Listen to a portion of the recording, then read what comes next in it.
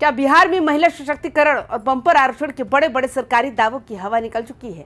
क्या आधी आबादी के लिए दफ्तरों और कॉलेजों का रास्ता इतनी खौफनाक हो चुका है कि वे अपना करियर, अपनी पढ़ाई और अपने सपने बीच में घोटने को मजबूर हैं?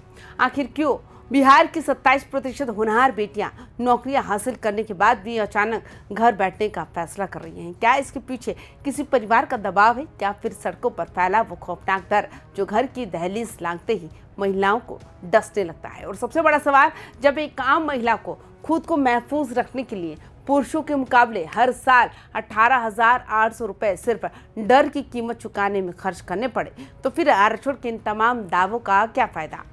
बिहार के प्रशासनिक और सामाजिक सिस्टम की धज्जियां उड़ाने वाली ये सबसे बड़ी एक्सक्लूसिव इनसाइड रिपोर्ट आपके सामने हाजिर है।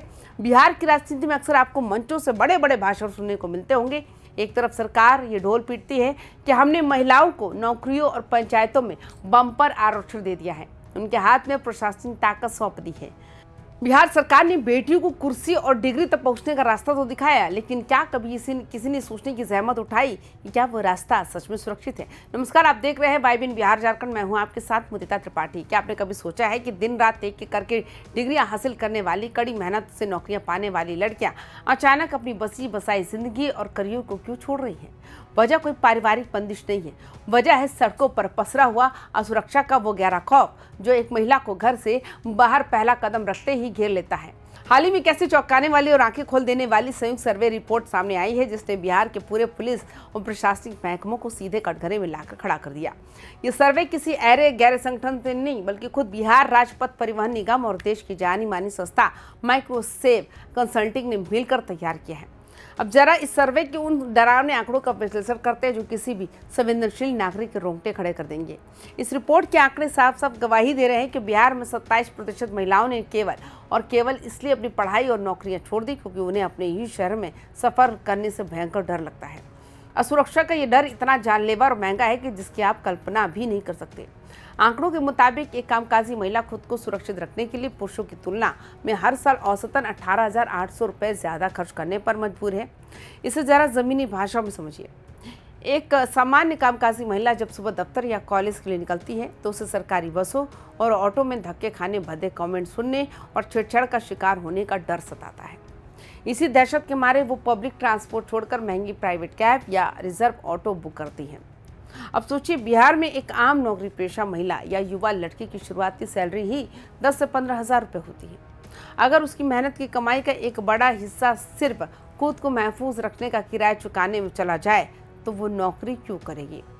जब जेब में कुछ बचेगा ही नहीं और रोज रोज दिमागी तनाव झेलना पड़ेगा तो हताश होकर वो अपना इस्तीफा सौंप देती है और घर बैठने को मजबूर हो जाती है। सर्वे की गहराई में जाए तो एक और भयानक सा सामने आता है कि बिहार की सड़कों पर सफर के दौरान हर चौथा व्यक्ति किसी न किसी रूप में महिलाओं को अनकंफर्टेबल करता है, उन पर फप्तियां कसता है या उत्पीड़न की कोशिश करता है। मुजफ्फरपुर जैसे बड़े और व्यस्त शहरों का हाल तो और भी ज्यादा भयावह है। ये खौफ इतना गहरा बैठ चुका है कि आज बिहार में महिलाएं पुरुषों की तुलना में 37% कम यात्राएं कर रही हैं, और जो थोड़ी बहुत यात्राएं वे करती भी हैं वे अपने करियर या किसी बड़े सपने को पूरा करने के लिए नहीं, बल्कि केवल बच्चों को स्कूल छोड़ने या घर की राशन लाने जैसे जरूरी घरेलू कामों तक ही सिमट कर रह गई हैं। अब सवाल उठता है कि क्या सरकार को इस जमीनी खौफ की खबर नहीं थी? खबर बिल्कुल थी। इस डैमेज को कंट्रोल करने के लिए, महिलाओं का भरोसा जीतने के लिए पटना, गया, दरभंगा समेत 6 प्रमुख शहरों में एक विशेष पिंक बस सेवा की शुरुआत की गई। किराए में छूट दी गई, जिससे महज 5% महिलाओं का डर जो था वो थोड़ा कम हुआ और उन्हें थोड़ी राहत महसूस हुई। लेकिन यहाँ हमारे समाज और सिस्टम की सबसे बड़ी विडंबना देखिए, इन पिंक बसों को चलाने के लिए सरकार को महिला ड्राइवर तक नहीं मिल रही। हमारे समाज की संकीर्ण और दकियानुसी सोच आज भी किसी महिला को ऑटो या बस का स्टीयरिंग थामने की इजाज़त आसानी से नहीं देती। प्रियंका पांडे जैसे एकाध बहादुर महिलाएं तो मिसाल बनकर आगे आई हैं, लेकिन लाखों की आबादी वाली प्रदेश में ऐसी कोशिशें ऊंट के मुंह में जीरे के समान साबित हो रही हैं। आइए अब इस पूरे मुद्दे के पीछे छिपे सियासी और प्रशासनिक समीकरणों का निष्पक्ष विश्लेषण करते हैं।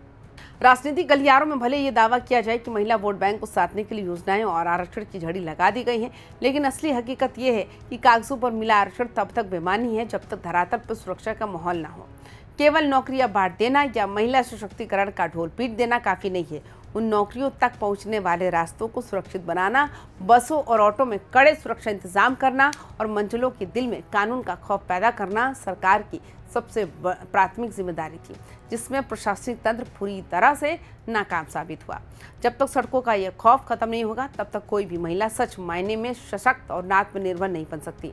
तो आपको क्या लगता है कि सिर्फ योजनाएं बना देने और आरक्षण की घोषणा कर देने से बिहार की बेटियों की तकदीर बदल जाएगी, या फिर ग्राउंड जीरो पर पुलिसिंग और सामाजिक सोच को पूरी तरह बदलने की तुरंत जरूरत है? आपकी इस पर क्या राय है, नीचे कमेंट बॉक्स में जरूर लिखकर बताएं। तमाम खबरों के लिए देखते रहिए वाई विन बिहार झारखंड। नमस्कार।